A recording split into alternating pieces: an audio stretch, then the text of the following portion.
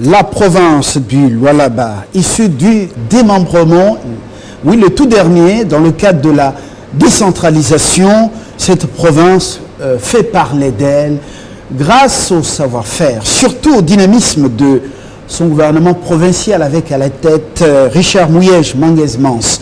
Lualaba, quand Mouyej innove, le sujet nous intéresse dans ce numéro, mais avec une femme, journaliste de son état, Denise Mukendi. L'autre nom, par moment, c'est lui de votre mari, mais par moment difficile, du Sochaux. Du Sochaux, oui. Et voilà. Denise Mukendi est tout simplement consultante MTIC. Et Denise fait beaucoup, surtout pour les exécutifs provinciaux, en commençant par le Grand Kasaï et les provinces issues du Grand Katanga. Denise, on parle d'abord des atouts Mouyej.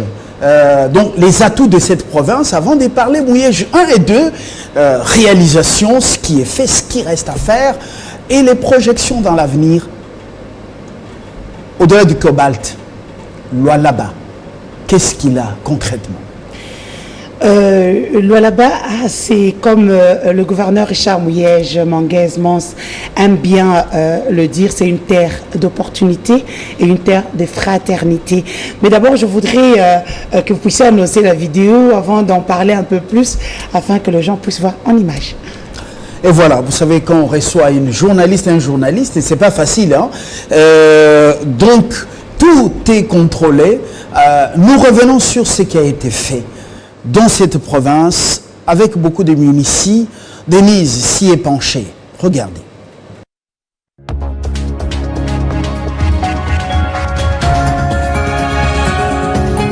Lorsque les actions parlent, les langues s'étaisent. C'est ainsi que nous débutons ce numéro spécial à la découverte du Lualaba. Bienvenue dans ce numéro. Je suis Denise du Sochaux. Je vous amène une fois de plus dans l'une des 26 provinces que compte la République démocratique du Congo, la province du Lualaba. Dirigée de main de maître par Richard Mouyej Manguez-Mans, l'homme a non seulement une vision pour cette province, mais un bilan à défendre.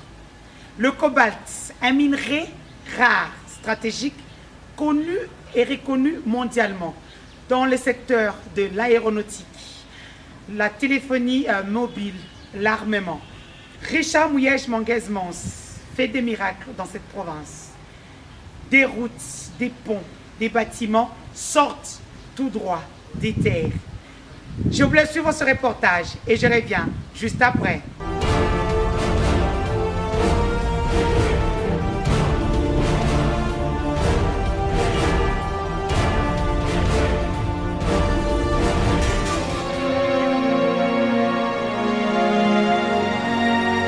Peuple du Lualaba, suivez l'étoile, suivez les guides.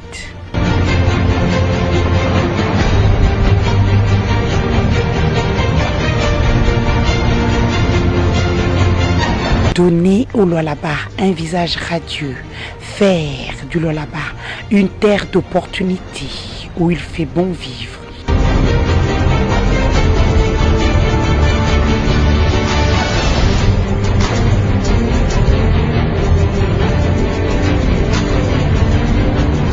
Rendre son sourire à l'homme et un espoir au peuple, c'est le credo et cri de cœur d'un prince et digne fils du terroir. Richard Mouyej Manguez-Mans, grâce à la confiance de tout un peuple voué à sa cause, Mystère Triple M convainc et gagne.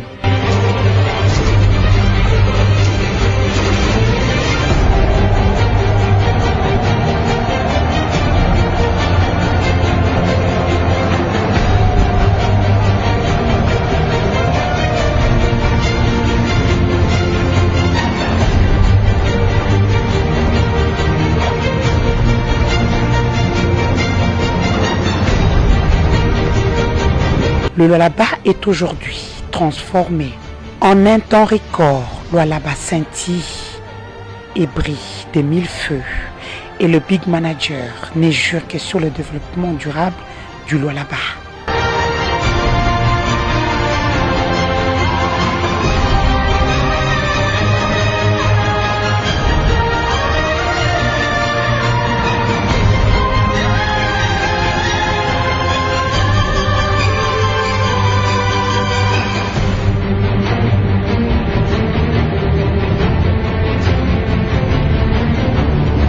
Suivez l'étoile, suivez les guides.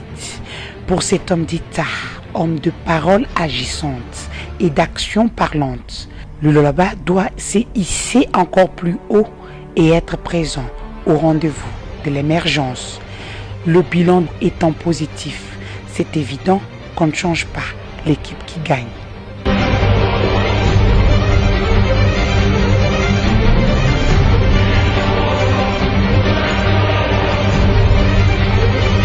Et cette équipe a pour meneur Richard Mouyej Manguez-Mons, l'unique choix judicieux pour le peuple du Lualaba à travers les grands électeurs.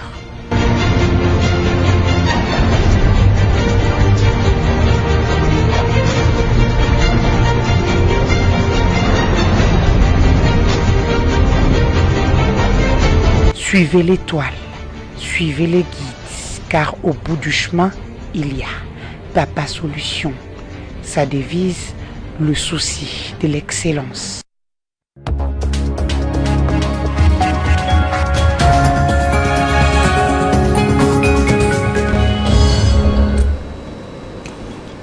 C'est très bien fait. Il faut le reconnaître. Merci beaucoup. C'est pro. Comme travail fait sur le travail de l'équipe des Mouyej. Il n'est pas le seul, mais c'est lui le capitaine de l'équipe. Les atouts, on n'en a pas tellement parlé, mais on a vu les réalisations, ce qui est déjà fait. Denise, si nous pouvons revenir sur les atouts avant d'arriver à ce qui est fait déjà. Au-delà du cobalt, c'est une province apparemment avec une jeunesse, une population cosmopolite et une jeunesse très dynamique où tout le monde se veut compétitif. Est-ce que c'est votre regard, vous qui êtes pour la plupart des jours sur place? Effectivement, c'est une population formidable. C'est une population d'abord qui aime sa province. Hein. Vous trouvez des jeunes qui ont une culture de l'innovation. Je pense qu'il y a un meneur, Richard Mouyej Manguez-Mons, et la population est juste derrière pour suivre sa vision. Comme il le dit souvent, il a une vision pour le Lualaba. Parce que avant d'aller au Lualaba, même moi, je ne savais pas qu'il y avait de telles réalisations. Il fallait arriver sur place. Et quand on arrive, on dit juste « waouh ». Même si et c'est fascinant, pendant que la vidéo passait, vos documents, j'étais en train de me dire, mais oui, des belles images, mais c'est la réalité sur terrain. C'est la réalité, oui.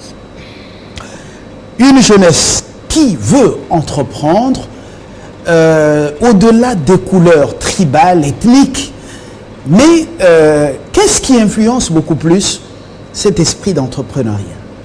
En fait, le Lualaba, comme vous venez de le dire au début de ce magazine, c'est une province issue du démembrement.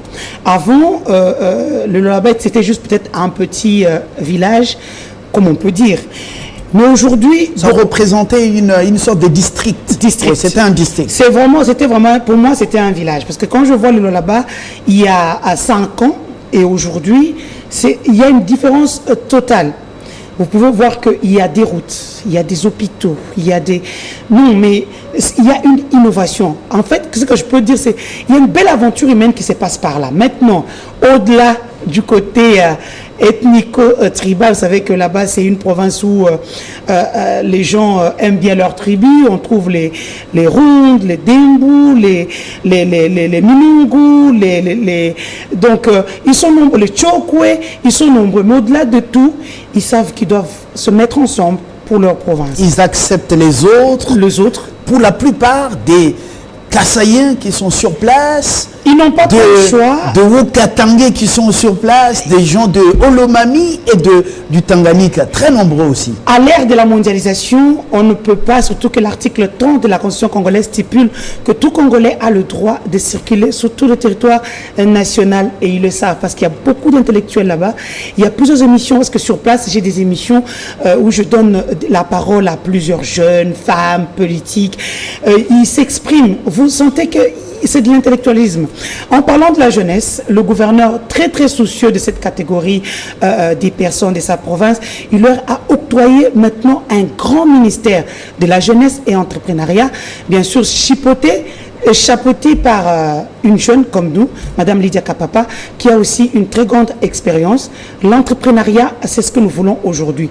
Les jeunes pensaient qu'on les avait abandonnés. Il y avait beaucoup à faire pour une province qui était issue du démembrement. Le gouverneur a entendu le cri de tous ces jeunes. Aujourd'hui, ils ont tout un ministère. Déjà, je peux annoncer que dernièrement, il a mis en place une caisse de 270 000 $ cash qu'on mettra à la disposition des jeunes qui vont innover dans l'entrepreneuriat. Entre-temps, plus de 2 millions de $ ont été mis en place parce qu'ils travaillent avec la banque Afriland. Donc, au lieu que le jeune puisse chercher une garantie, donc le gouvernorat provincial se porte garant pour ces jeunes-là qui vont se mettre ensemble à porter de projets d'innovation et pourquoi pas faire du Lualaba encore une terre d'opportunité. C'est dans ce sens qu'ils voient la jeunesse innover. Terre d'opportunité. Mouyej Manguez-Mans était au gouvernement central, il a gravi tous les échelons, justement, sommet, surtout dans le cadre de la territoriale, à l'intérieur, mais il arrive dans une province qui lui présente des socles. Une base solide, c'est d'abord l'éducation, les meilleures écoles issues de la GECAMIN. Sur ce plan, je crois que... est-ce qu'il a innové aussi? C'est comme je disais, 3 ans, c'était peu pour une grande province. Il a encore 5 ans. Il faudrait le savoir que dans son plan quinquennal, il a parlé de tout ce qu'il fera dans les 5 ans qui lui restent. 5 ans, c'est peu, c'est beaucoup. Il y aura ceux qui verront un verre à moitié vide et ceux qui verront un verre à moitié plein.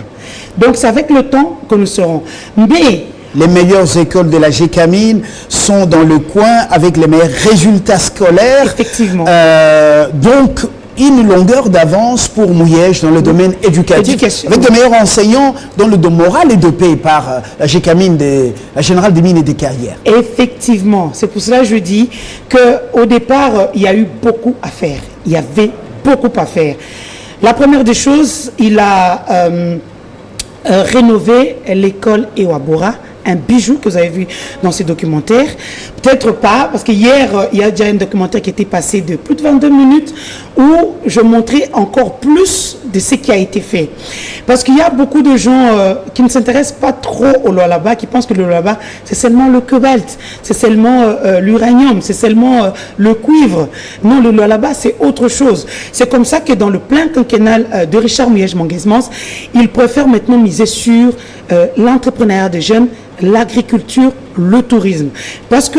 Une façon de préparer l'après-cobalt, l'après-cuivre, ainsi de suite, même l'après-départ des mining. Effectivement, parce qu'aujourd'hui, c'est d'ailleurs pour cela qu'il dit, quand parlant de ceux qui viennent dans la province du Lualaba, il s'est dit tout le monde ne peut pas rester dans les mines. Il faudrait avoir 5 doigts, il faut faire des tentacules. C'est-à-dire qu'une partie des personnes, au lieu de se retrouver dans les mines, ils peuvent se retrouver dans l'agriculture, qui est socle du développement de plusieurs pays, d'abord africains et même mondiaux. Donc, il voit sa province demain dépendre d'elle-même. Surtout que sur place, il y a maintenant une, comment on appelle ça, il vient de créer une sémencière de l'Uboudi. Donc on a des semences sur place. Donc il faut seulement que les jeunes puissent venir avec des projets d'agriculture. Le maïs par exemple. Au Grand Katanga, on aime bien le foufou, le boukari comme on dit. Donc si le maïs, les kapontoué, oui. Si on ne pouvait plus importer, le faire sur place. Et ça, c'est un appel à la jeunesse de s'impliquer dans l'agriculture. Le tourisme par exemple, comme on a montré hier dans le documentaire Zoom sur le Lualaba. La province, est-ce que, au-delà de ce que nous venons de voir, c'est une province qui a des lieux touristiques pouvant lui permettre d'engranger des recettes sur le plan touristique?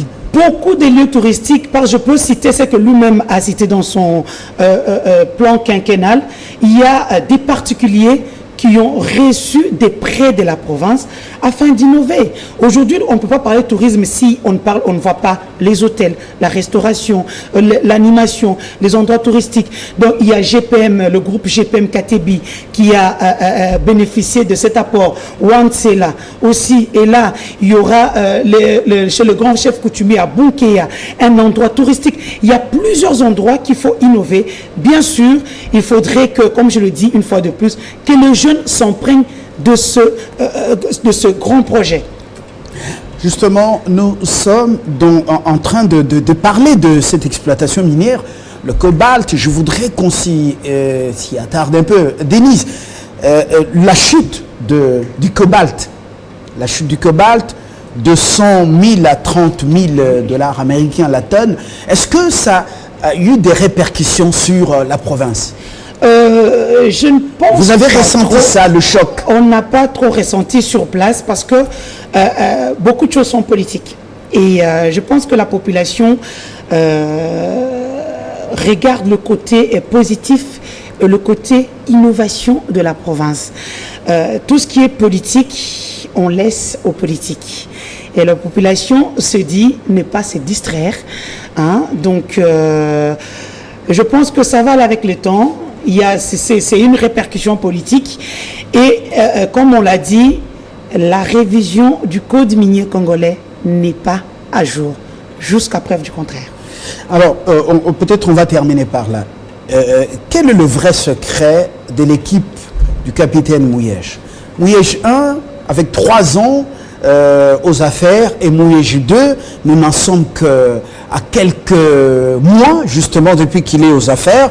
Dites-nous le vrai secret de cet homme, quand on sait que l'ancien gouverneur du Grand Katanga, Moïse Katumbi, un homme d'affaires, n'a pas su faire quelque chose au-delà des millions qu'il avait et qu'il a su distribuer. Quel est le secret des Mouyej? J'ai le courage de poser cette question et également sans passer par les deux de la cuillère.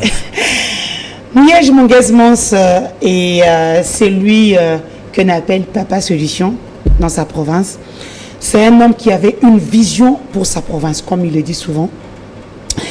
Il a juste matérialisé sa vision. Mouyej n'a pas l'argent à distribuer. Mouyej investit dans le projet. Il investit dans la matière grise. Il sait ce que veut sa population. Il préfère, pendant sa campagne, je l'ai moi-même vu, au lieu de donner l'argent aux gens, il a préféré donner comment on appelle ça, des choses concrètes. Par exemple, à l'hôpital, il a amené des ambulances, des morgues. Et ça, c'est très, très important pour la population.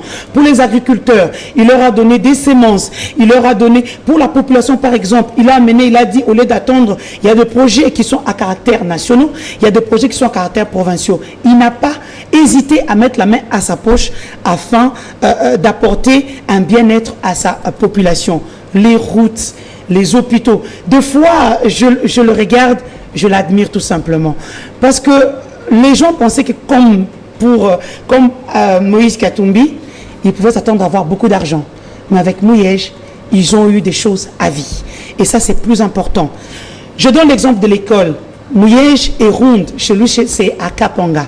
Mais il a construit, il a rénové une très très belle école.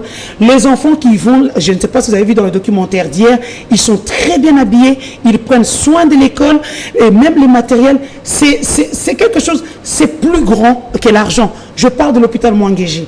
Aujourd'hui, l'hôpital a beaucoup de matériel. Il a innové dans la médecine. Avant, à Kolwezi, il n'y avait pas d'hôpital, il n'y avait pas de médecin. Il fallait se taper Lubumbashi. Mais aujourd'hui, vous pouvez vous limiter à Kolwezi. Demain, c'est encore beaucoup. On parlera que de ça. C'est avec le temps que nous allons parler, parce que le temps que nous avons imparti est très, très court. Très, très limité, justement. La culture de l'entretien y est au rendez-vous, en fait est au rendez-vous quand on sait que les grands ouvrages, pour les maintenir, on a dépensé assez des millions. Est-ce qu'on entretient cette culture et chez les Lualabé? Les Lualabé, comme je dis, c'est un peuple extraordinaire. Un peuple qui a compris le boom de la province. C'est vrai que les cultures sont différentes, mais avec le temps, ça va aller. L'entretien est là. Richard Mouyej Mongezmans, comme je le dis, il fait lui-même le suivi de foi avec ses membres du gouvernement. La plupart sont très travailleurs. J'ai travaillé avec les 10 anciens ministres et les commissaires spéciaux ou généraux. J'ai travaillé quelque temps avec ceux qui sont venus. Je pense que, et puis je vais ajouter que Richard Mouyej a mis près de 2 mois afin d'avoir une équipe solide. Il a non seulement respecté la sphère géopolitique, ethnico et linguistique de sa province. Là, on ne peut rien dire. Tout le monde s'est retrouvé dans ce gouvernement et je sais qu'il a pris le soin de prendre les meilleurs. Et voilà, on parlera peut-être des projections et des pressions qui viennent de Kinshasa prochainement. Félix Tshisekedi est un homme très large. On verra quel rapport entre Kolwezi et Kinshasa, des rapports vrais ou d'hypocrisie. On pourra en parler. Je peux dire que Kolwezi a des très très bons rapports parce que Richard Mouyej est parmi les quelques rares gouverneurs du FCC qui ont, lui, il a donné 2 ministères à l'UNC et à l'UDPS. Et voilà, oui, au-delà de la politique, hein, il y a des réalités qu'on doit maîtriser. Denis, je vous remercie. Merci beaucoup. Oui, elle communique bien, même très bien, sur certains responsables politiques dans leurs actions, sans faire du boniment. Vous avez vu la métamorphose du Lualaba. C'est fascinant, c'est séduisant. Voilà, qui s'inspire d'autres, au-delà des moyens, des atouts que chacun a. Il y a toujours moyen de faire plus. Au revoir et à très bientôt.